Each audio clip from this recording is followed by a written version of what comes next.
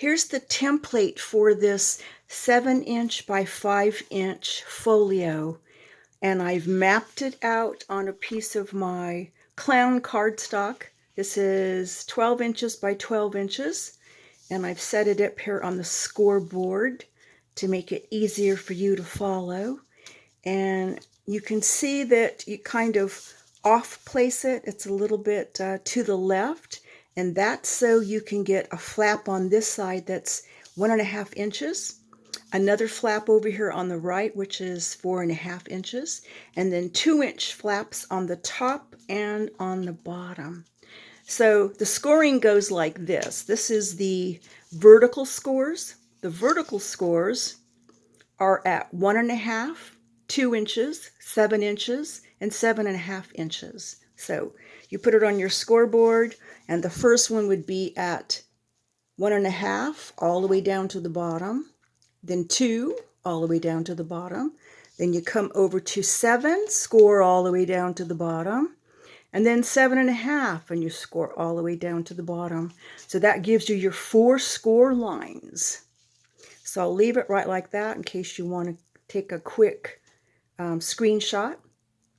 Now I'll show you the horizontal score lines.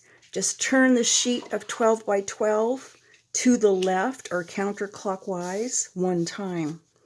And those next scores are going to be at 2 inch, 2.5, 9.5, and 10. So from the left, it's 2 all the way down, 2.5 all the way down. Then you come over to 9.5, and it's all the way down, and then 10 all the way down. So I'll leave this for a second in case you want to take a screenshot of that. So essentially, what you're ending up with is a folio that's this big with flaps and 1/2 inch spines all the way around. And when you're done, it'll look like this. This is one that I made earlier that is actually a 6 by 4, and I decided that it's too small. It's too petite, I think, for what I want to do. So I made mine a little bit larger, and you can see the difference here. This is the more petite one, and this is what mine's going to look like. So now I'm going to be cutting this to see how it looks.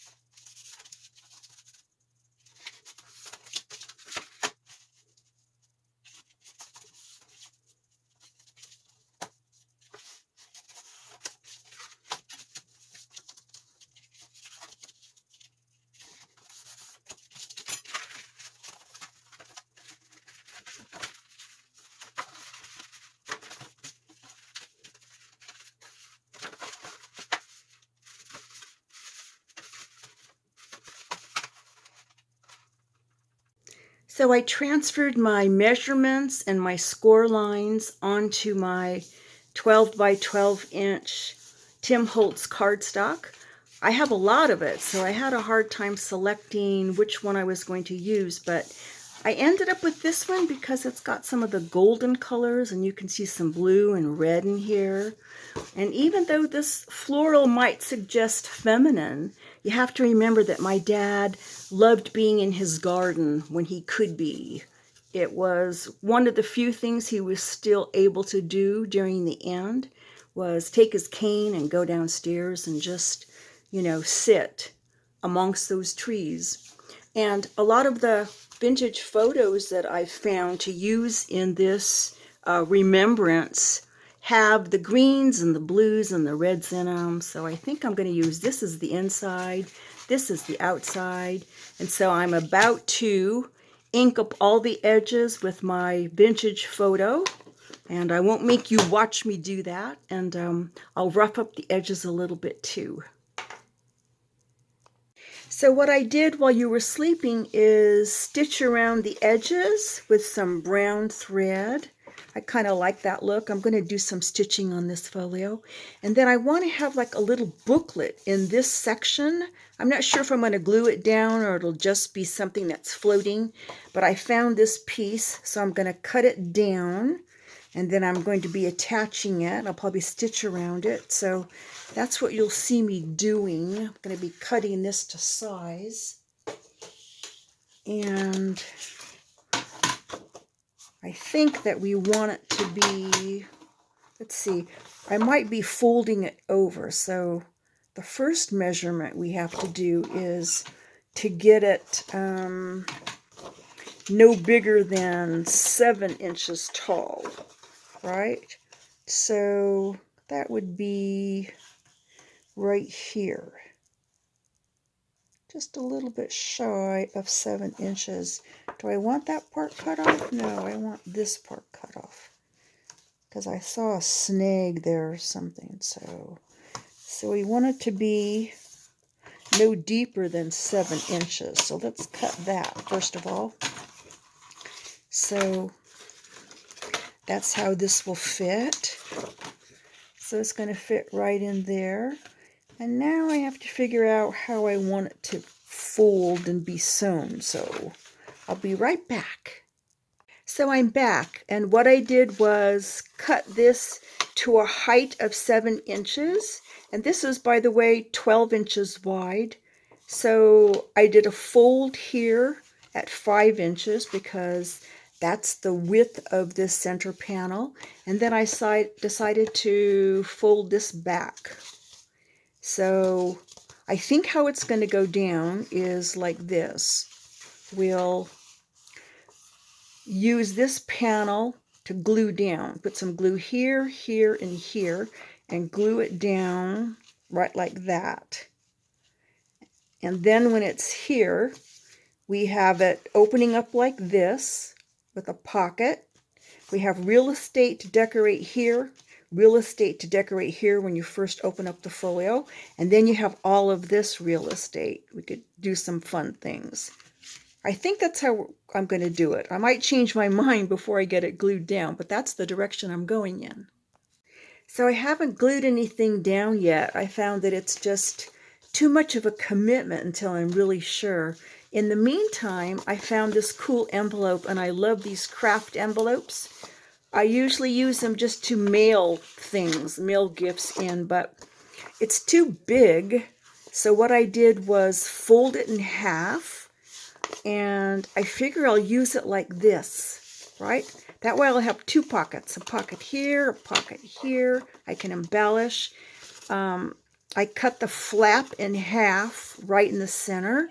Then I used a 1/4 rounder right here to round it off. So I'll decorate that, and I think it's going to be glued or sewn, probably sewn, either right here on this seam or in the middle. I think it will still open if I do it in the middle. If I do it in the middle, then I can still decorate this page right and have it kind of be flappy right there.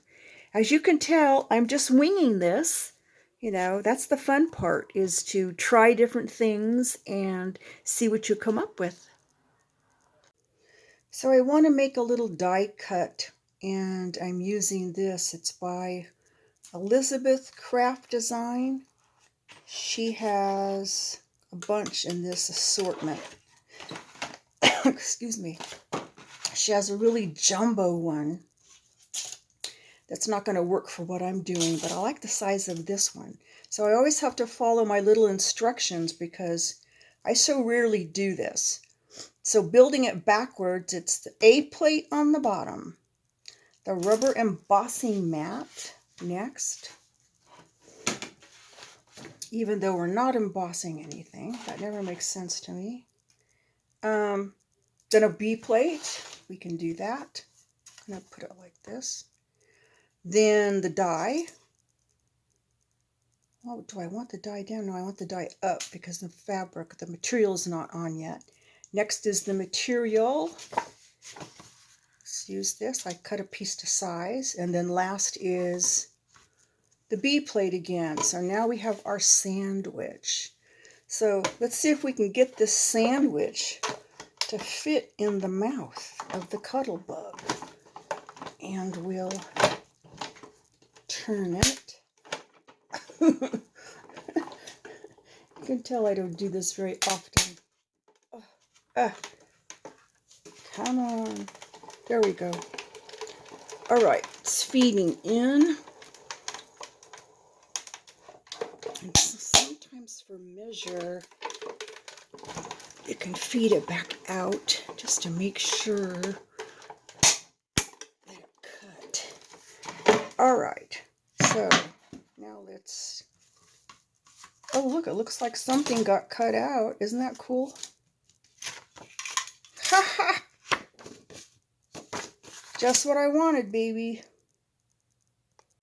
So while you were taking a little nap, I got busy and cut out these little tabs using my die cut. I did it off camera because, you know, how much humiliation does a girl have to showcase, right? So there's that. And then I got out my zipper die cut and I made this little zipper thingy. Probably won't use it like that, but I like to use just one of them as a kind of side pocket. And it comes with this little pulley thing that attaches, you know, so it makes it so much more realistic, right? But I really wanted to show you how the envelope came out. I'm liking it, all stamped up with my Tim Holtz stamps. And I cut these openings on each one using my scallop punch, just so if you put something inside, kind of looks cute. Here's what the middle looks like. Here's this back side. And I stitched it in with brown thread, just a straight stitch in the center of that spine. That's what I decided on, just to do the center. I'm not sure that's the best placement, but I think it looks cute. I'm planning what I'm going to do with this flap. I have stitched around my little folder, and I think I want it to attach about like this, not all the way down. I don't want to cover up that stitching, but if I just glue down this part, then this will open like that and reveal whatever's in there. And then I think this one right above it, like that. If I make it a tuck spot, it's going to be a pretty narrow tuck spot, right? Because I don't have real estate behind there. I just have real estate behind right here. So it could be a slender tuck spot that I'm thinking this guy glued up here. And that might be cool as a start. I think I'll put this one down first. So I'm going to be gluing here along this end.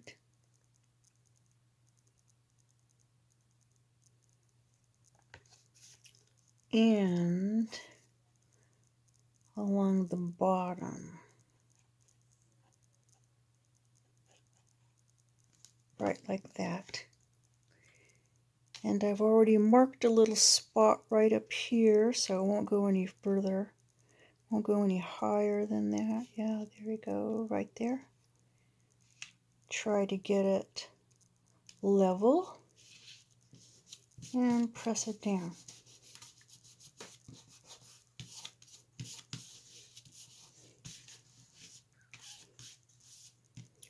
Now, this is going to go right about here.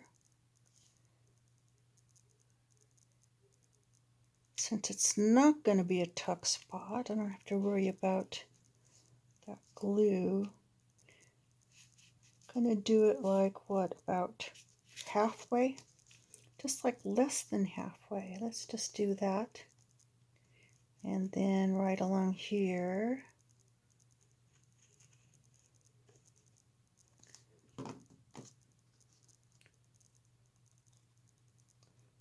And that's going to go here. So I think I have glue here and here, right? Sort of like on the bottom and not here. Let's take a peek.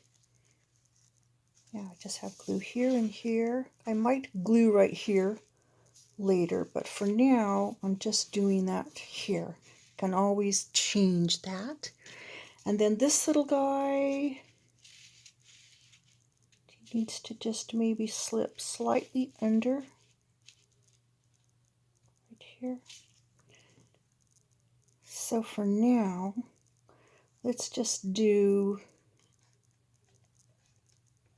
right like that, a square, because there's nothing going to be tucked under him. He just needs to be securely there. Just slightly under.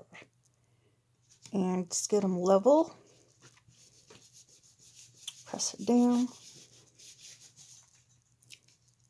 Make sure he's not seeping on the other side at all.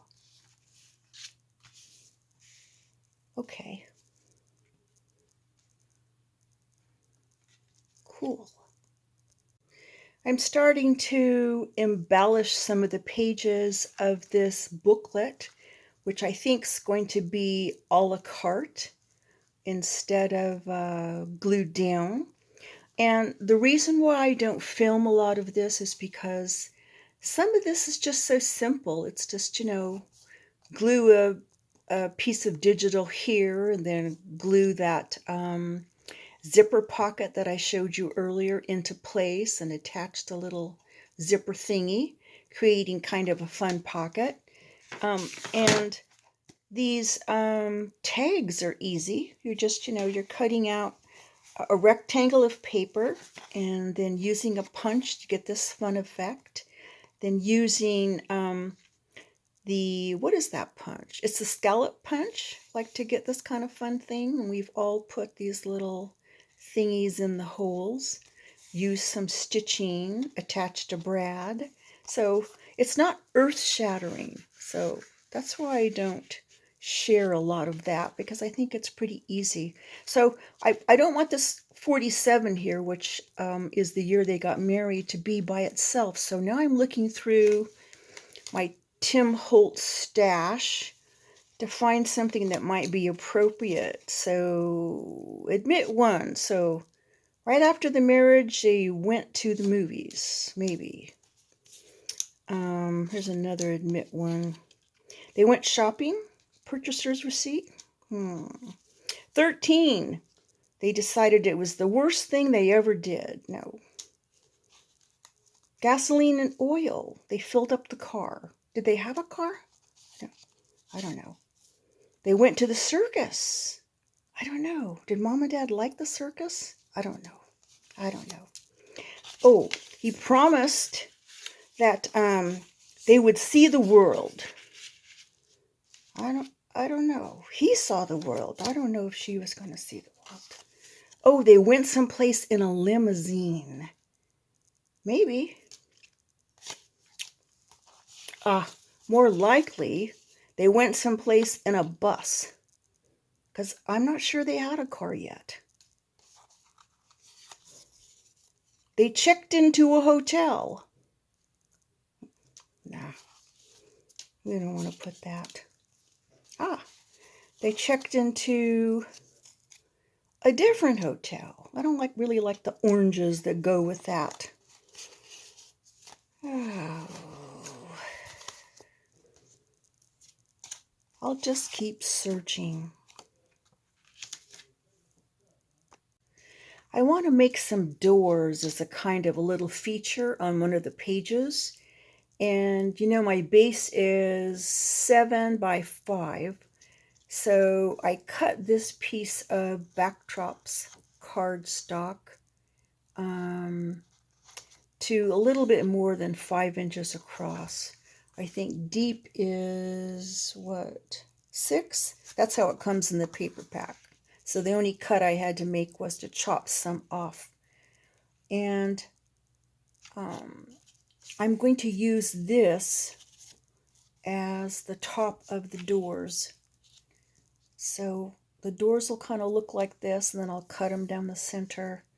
I think I will draw it out on this side, because this is the wrong side. I'm going to be using the green side. And I kind of want to get that line, this horizontal line, going the right way, so, you know, as good as possible. So let me tape that down with some of this used tape I have here. I like to keep it where it should be. And I'm only going to go like about this far down, maybe like this far down when I drop, and then just have the rest of this be the part that gets glued on. So let's see, is that that part? Yeah, so this, I think just this part is what I'm trying to capture.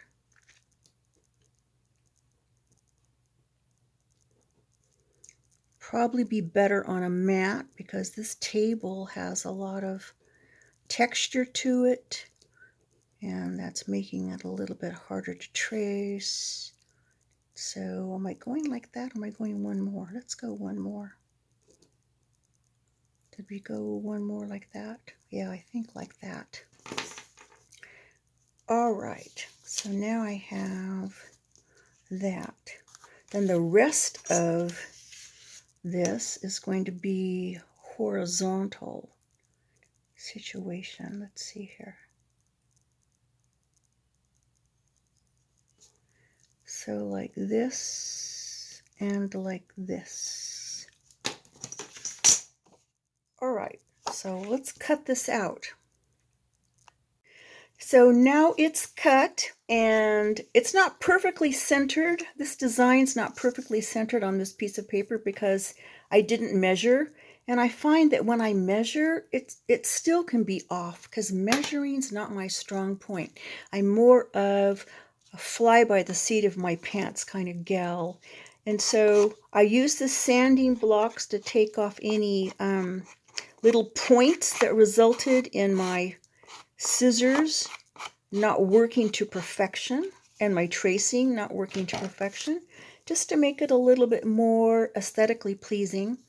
And let's just take this scratch paper here. The other thing I do, if you see like a little white corners here where the scissors go in and they don't cut perfectly, what I do is take the closest color I have, and I don't have this exact kind of seafoamy color, but I'll take like a little bit of green and I'll go in and hit those corners.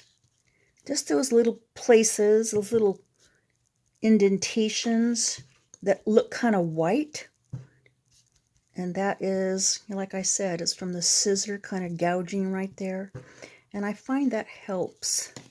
So I look at it again and see if it needs a little more greenage there. Right in here, right there. This needs a little green right there. There. I'm not a perfectionist, but if I see that, if I notice it, it's not good, and I want it to be passable. Okay, so next I'm going to trim this up and cut it down the center to finish my doors. So now I want to see how these doors are going to fit on this base, and it'll be like this. I'm not sure where placement will be, but I want them to meet kind of in the center. And I'm going to be making gussets on the sides, and then the doors will open, right? They're about level. What I did to get them the same size was, after I cut it in half, where I thought it was half, I lined it up like this and took it to my cutting machine and cut off here, trimmed a little here, so I knew that I had two pieces that were pretty much identical. So next I'm going to do my little scores for my gussets. So my little hinges ended up being about 1/4 of an inch. Just scored on the scoreboard, folded them over. Doors would be cute like this too. I've seen it done that way. But I have a tall picture that's going to go back there and it would peek out. I'm not sure I want it to peek out, so I'm just going to go with the original idea like that. And so there'll have to be like a pocket or something inside, you know, so the pictures can stick down in it. And I have this piece left over. Seems natural to want to, I hate that side. Ugh. That's what the back of the doors are. I'm not thrilled with that big writing, but I have to live with it. I still have this piece of scrap left over from when I cut the base, and I like it. There's a lot of this throughout my project. So I'm thinking I'm going to cut this part off. I might leave this so it's a little gusset at the bottom. I'll leave this little part right here. And then what I'll do is glue it down, and then these will cover it.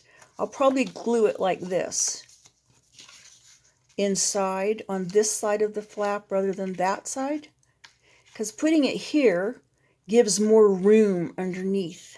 Can you see that? How it would give just a cardstock thick height, and that might help me out since I'm not making thick gussets here. It's just kind of flat. That, I think that will help it out. And I might even have this pocket hang down a little bit for interest. So let me get cracking on this. Before I glue down these doors, I have put some scrap paper on either side of this booklet, so I'm just isolating the page that I'm working on. And I have used some of that temporary tape to hold the doors together, so I won't have to glue one over here and one over there and hope they meet in the center. This way it assures me they're going to meet in the center, right? And I'm going to put glue here and here and find the best spot to glue it down. And then when that glue is dry, I'll take off the tape, open it up, and at that point I'll glue in my little pocket. And I'm going to put this little trimmy thing on the front of it that might be a tuck spot or just decoration. So let me get gluing. How cute is this guy? I'm about to share my Father's Day Remembrance folio with you, but I wanted to just briefly show you what the closure is going to look like. I put these, those are not called brads. What are those called? I know you know what they're called. I don't have to remember, right? This is twine. So this will wrap around the back, come around the front, ditto on this one, and I think it'll hold that chunky monkey in pretty good. So before I show you this Father's Day Remembrance, I just wanted to say that someone had commented when I did his old age journal that he must have lived an amazing life, and I was thinking about that. I think that Dad considered he lived an ordinary life.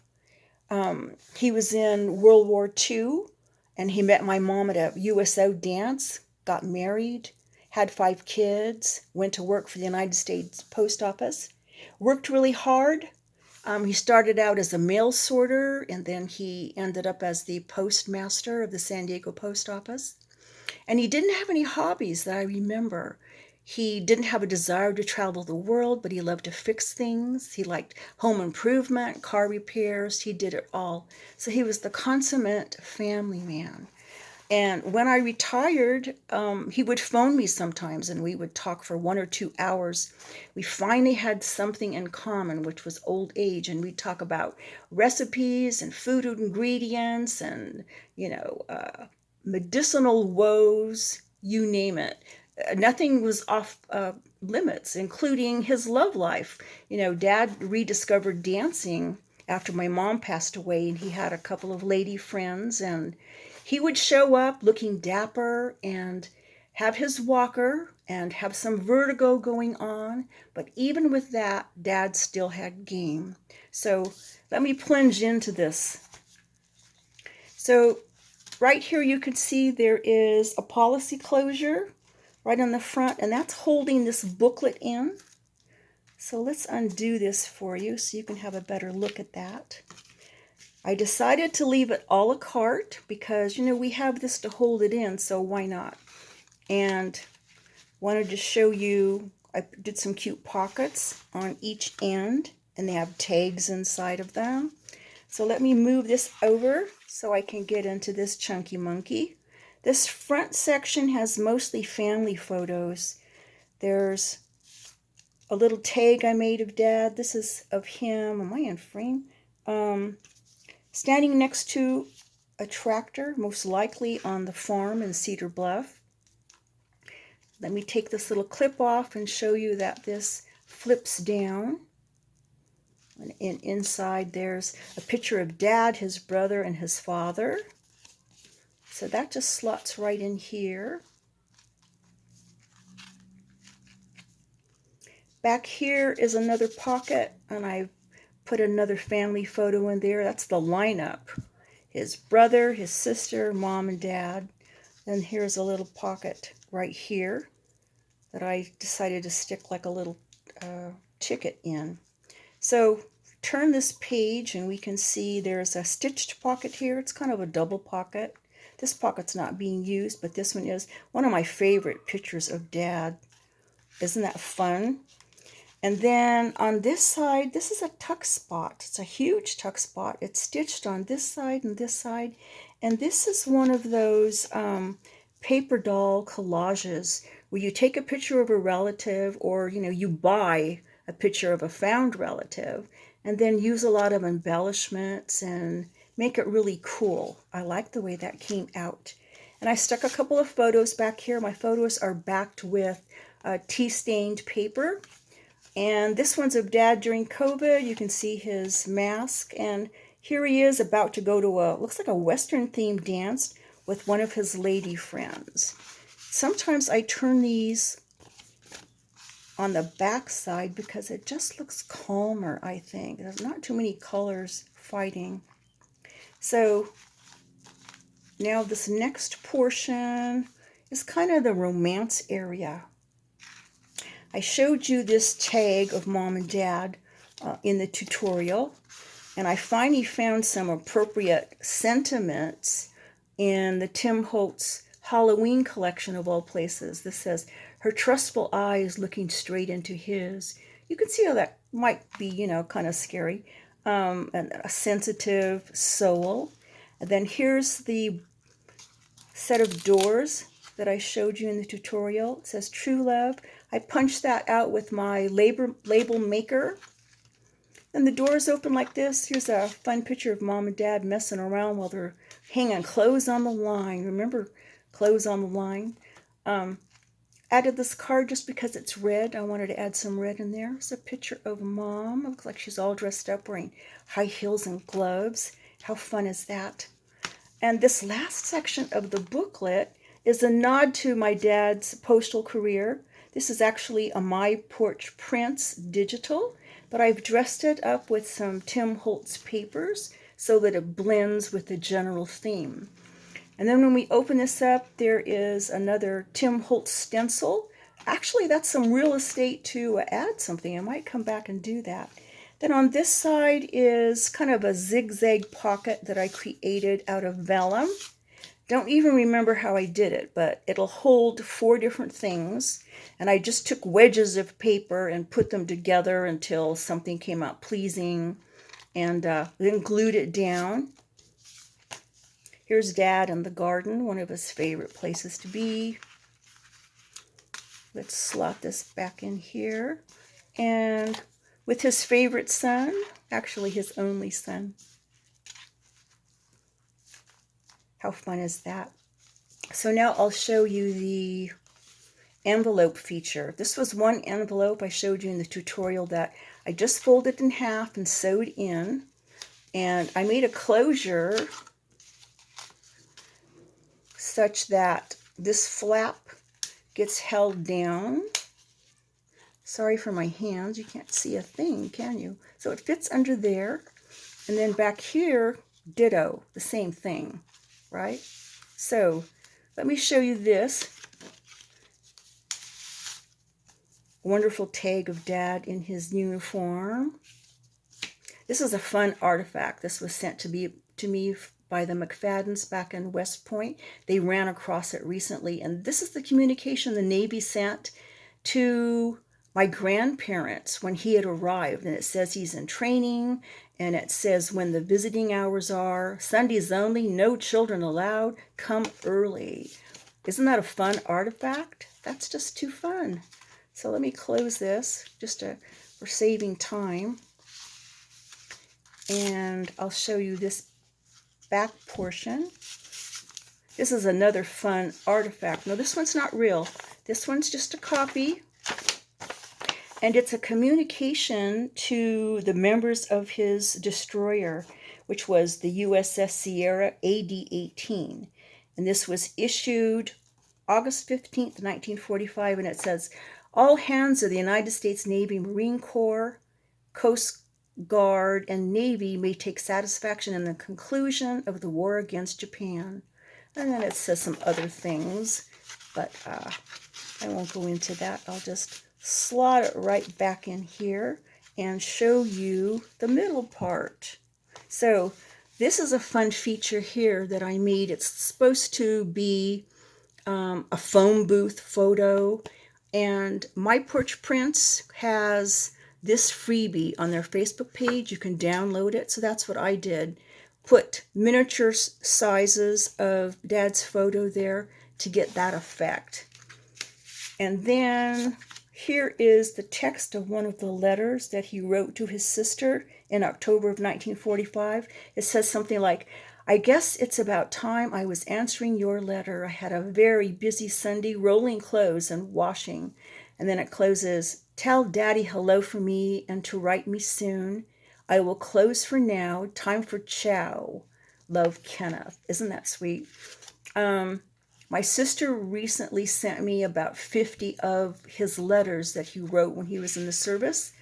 And I'm going through them one by one. And then I'm going to make copies of them and archive them. So this section here, 45, is when he went into the service.